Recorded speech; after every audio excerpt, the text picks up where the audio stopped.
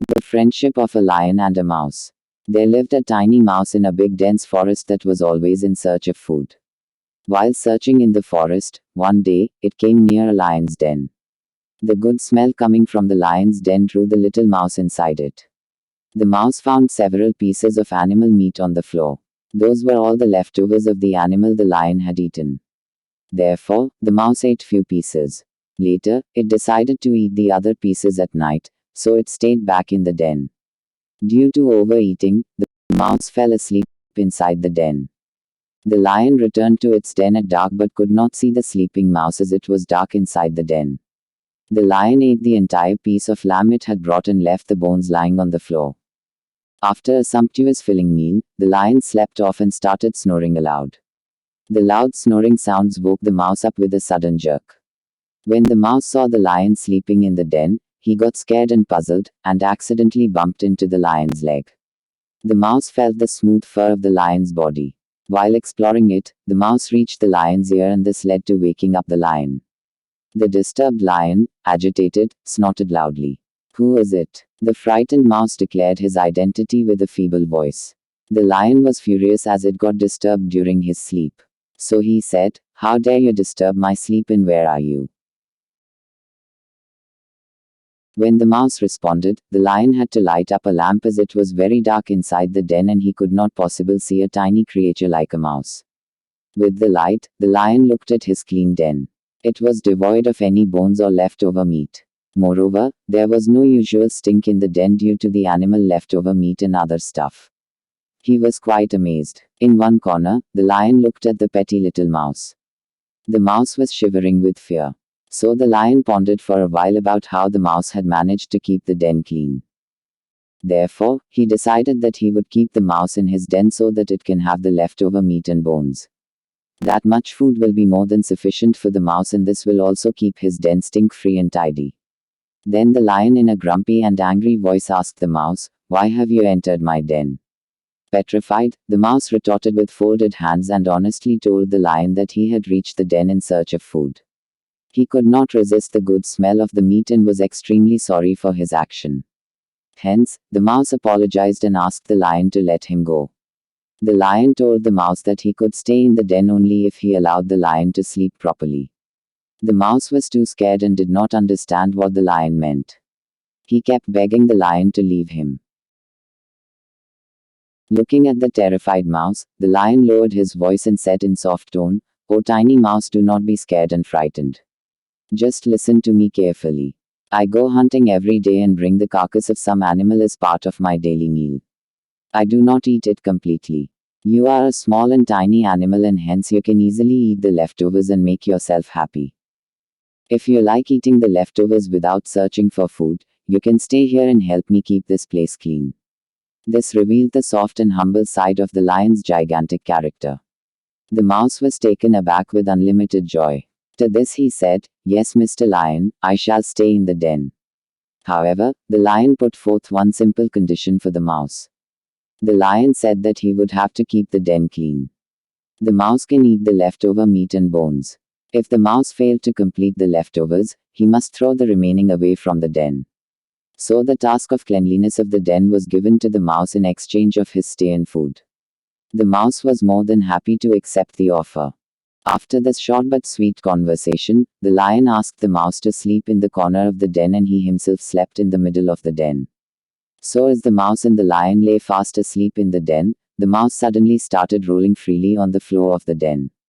Rolling on the floor while asleep happened to be a sleeping disorder the mouse had and he was completely unaware about this habit. So he kept rolling and by midnight, he came closer to the lion's body. As soon as the mouse came closer to the lion's body, he felt the warmth of the lion's fur and this helped him sleep deep and in a more comfortable manner. So, in his sleep the mouse wanted to feel more cozy and comfortable. So, the mouse unknowingly adjusted himself in the fold of the lion's huge leg. Owing to his humble nature, the lion felt fine with this and he even adjusted his leg so that the mouse can sleep peacefully. When the sunrays of the early morning fell on the lion's eyes, he woke up. The lion saw that the mouse was fast asleep on his leg. After watching the mouse sleep so calm and peacefully, the lion gently woke the mouse up, as he had to get up. While the lion pushed his paw, the mouse woke up. Seeing the lion's nose so close up, the little creature was extremely terrified and tried to jump off. However, the lion helped the mouse get down and prevented the mouse from hurting himself. After this kind gesture, the mighty lion asked the mouse to be not frightened and told him the reason why the mouse had to wake up. It was because he was sleeping on the lion's leg. After hearing this, the frightened mouse started laughing vigorously. Seeing his friend laugh, the lion broke into pangs of laughter too. This was the onset of a beautiful bond of friendship between the tiny mouse and the mighty lion. Now let's jump to a new story. The story of the little girl and mushrooms. It was a fine summer morning, perfect to be outdoors.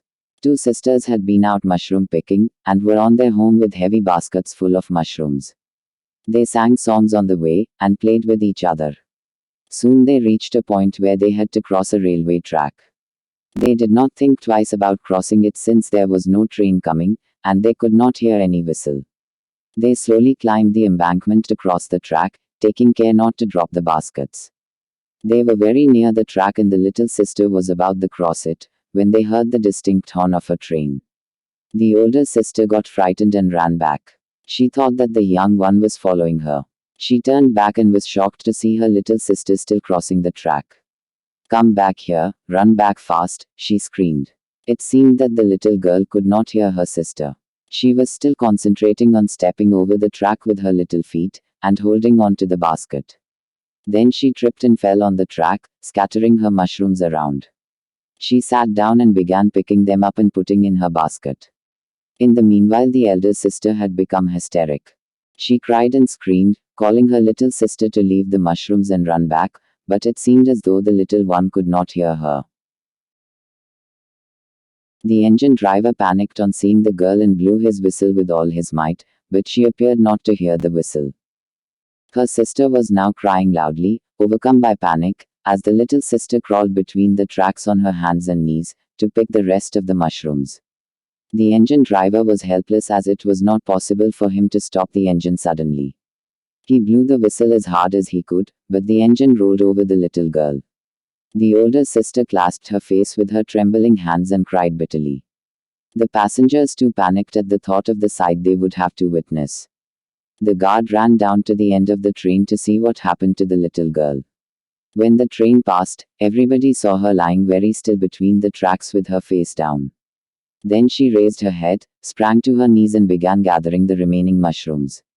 The big sister ran towards her, tears streaming down her face.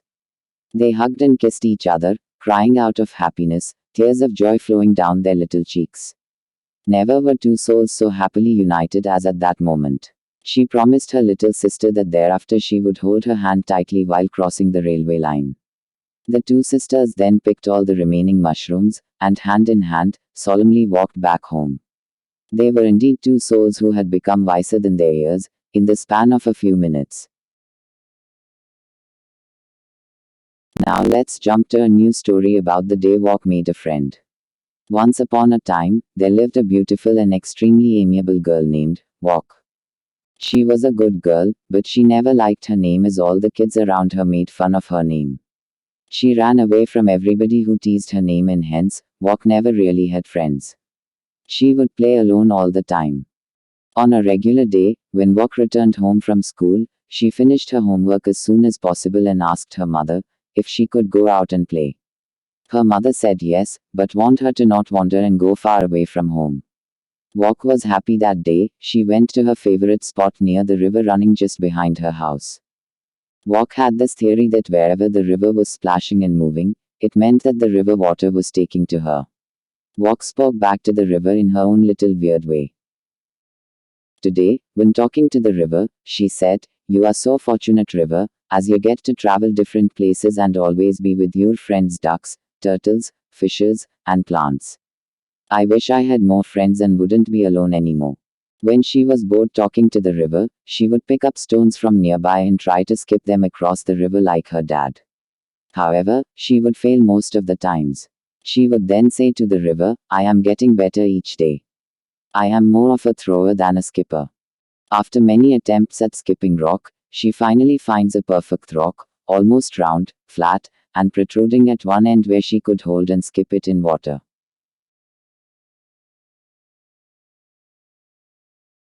She held the stone tight in her fingers, and innocently said to the river, "Oh dear river, if only I could skip this rock and make a wish, I would wish for a dear friend just like you, and if the rock skips all the way across you while wishing, I wouldn't be as lonely as I am now." Saying this, Walk whipped her arm back just like her dad had taught her and skipped the rock across the river with full force and dedication. She watched the rock skip once, twice, thrice, and she kept wishing for a friend while counting. To her amazement, the rock went on skipping for the fourth, fifth, and sixth time, and eventually on the seventh skip, it finally made it across the river onto the shore of the opposite side. Walk was totally taken aback. She had been holding her breath so hard and wishing so desperately that when the stone skipped the river and landed across, she could not just believe her eyes. Her deep thoughts and sheer happiness were disturbed when she heard footsteps coming her way. Walk immediately came to senses and started looking around. A little girl was tumbling down towards her. Walk panicked and started to run, but she lost her balance and she fell off too. Rolling down towards the river, the unknown little girl and Walk fell almost on the same spot beside each other. The tumbling girl was crying profusely and endlessly holding on to her knee. Walk pulled herself together and went close to the girl to help her. Walk saw that the girl's knee was bleeding. She said the calmest words to her, "It will be all right, I will help you clean the wound." Walk took some water from the river, washed away the blood from the wound, tore a piece of cloth from her skirt, and tied it around the wound on the knee to cover the cut. She politely said to the girl, "My house is nearby, let me help you, my mother will take care of the wound." Walk helped the girl walk until her house. Once they both had reached Walk's house, Walk called out to her mother, "Mother, there is a girl with me and she fell down by the river. Her knee is cut and there is blood all over her dress." On hearing this, Walk's mother came running out of the kitchen with the first aid box. She made the little girl sit on a couch and started cleaning the wound. She cleaned her knee with an antiseptic and applied colorful bandages to lighten up the girl's face. She then inquired the girl, asking her where she lived. The girl promptly told Walk and her mother that she had just moved in a house probably next door. All the houses looked so similar that she mixed up the one she lived in. Walk gasped and felt a hint of joy think about her wish. The little girl looked at Walk and asked, "What is your name?" Walk was stunned and scared to tell her name because she did not want the girl to make fun of her name like other kids. However, Walk's mother replied, "Her name is Walk and I am glad she could help you." On hearing this, the little girl began to laugh and almost happened to fall on the ground. Walk felt the pinch and she was on the verge of breaking into tears. Walk closed her eyes and said to herself, "Is this the friend I get in return for my wish?" Just then, the girl stopped laughing and voluntarily said, "I am sorry for my manners, but it is absolutely funny as my name happens to be Run." Walk gave a surprised look to her new friend and almost broke into laughter herself. Just to make sure, she asked Run whether her name was seriously Run, and she was not trying to make fun of her. Run reassuringly said to Walk, "You helped me and wiped my wound, why would I ever lie to you or even make fun of you?" Listening to these words, Walk felt tremendous happiness and was filled with joy. Her wish to the river had come true, and now she had a very good friend named Run. Walk would never forget that day. It was the day Walk and Run became the best of friends forever. No more today. Goodbye. Thank you.